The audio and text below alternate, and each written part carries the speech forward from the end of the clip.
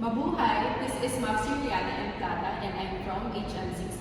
So today I will be talking about what I've learned in this subject. So discrimination in the workplace is a serious issue, especially in the field of hospitality management, where professionalism, teamwork, and respect are essential. So workplace discrimination happens when employees are treated unfairly because of their gender, age, race, religion, and physical appearance or background instead of their skills and performance.